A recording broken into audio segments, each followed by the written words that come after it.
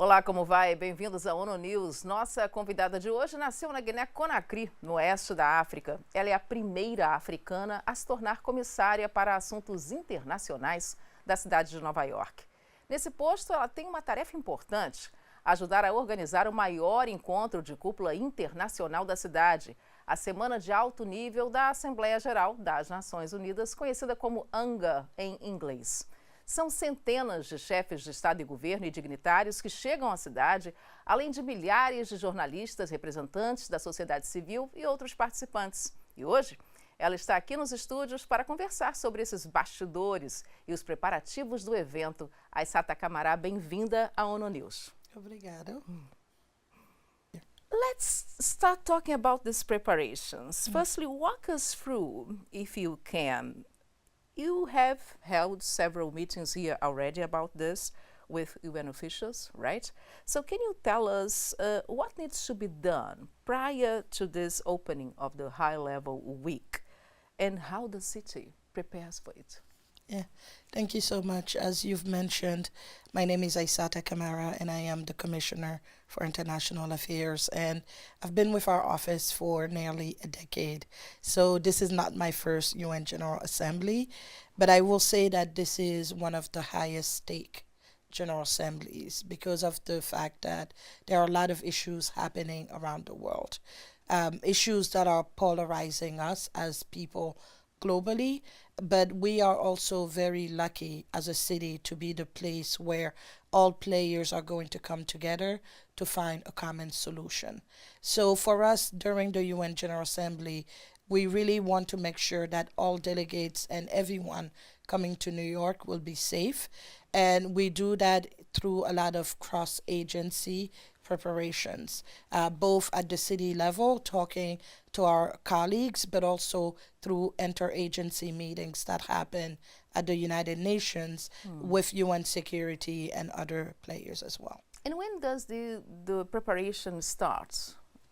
I will say that the moment that the UN General Assembly ends, for most of us, we're starting to plan the next one, right? We plan individually, and then around August or so, we start to meet as groups to actually talk about what we need to do for that year. So it's like the city, it never sleeps, right? It never sleeps and it never ends, yes. In your coordination with the UN, security is very important, as you Indeed. mentioned. So how is this managed? For instance, from inside we see snipers on the roof. It looks like a movie, but it's Yeah. also a tense moment, isn't it? I will say that you should all feel very lucky that you have some of the best minds in the world working on keeping you safe. And I give a lot of credit to our New York Police Department colleagues, our state and federal colleagues, and everyone is always thinking about the safety of everyone, and we do our job well when you are able to participate in the meetings, in the events, and not think about your safety. So we are there, we're always watching, and our colleagues are always really focused on all threats. And our goal is that you will never think about us and that you will have a perfect UN General Assembly. And give us, if you can, an idea of numbers. So you know that, for instance, New York City has about 50,000 policemen, right? Yeah. Some of them are uniformed, some of them are undercover. So how many are detached to come here, roughly? Yeah. I mean, there are thousands of police officers that are going to come and be here. And obviously, for security reasons, we can't really go into all of those details. But you could rest assured that we have security and NYPD officers 24/7 that are detailed here. But also, our office, we serve as an additional support to the community, the diplomatic community, and the general community in ensuring safety. This is one of the highest amount of times that our NYPD officers will be working because of the fact that this is like a Super Bowl.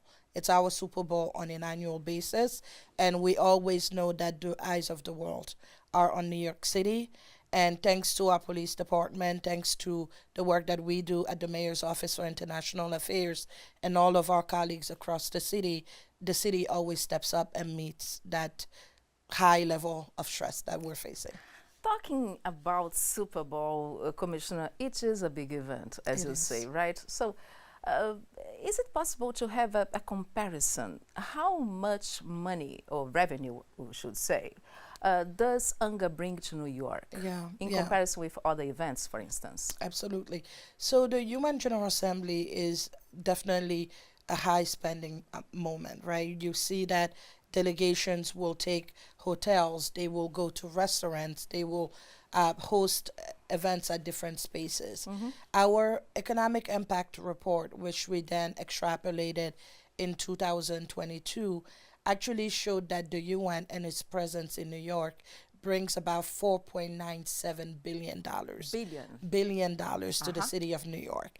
And so you could just imagine the importance of it as an economic driver for our city, and that is the reason why, as city officials, we really are happy to have the UN here and to have the UN General Assembly here as well. Now, we know that New Yorkers navigate or sail through this week with mastery and professionalism. Yes. Then they take it very well. But do you have any interesting moment or story that happened during this very important event? Yeah, I think that one of my recent memories of the UN General Assembly was actually I was on the second floor of the UN General Assembly in the hallway, and I was sitting there trying to quickly charge my phone, and I see a bunch of people coming towards me, and they all looked very serious, but also everyone was coming towards them.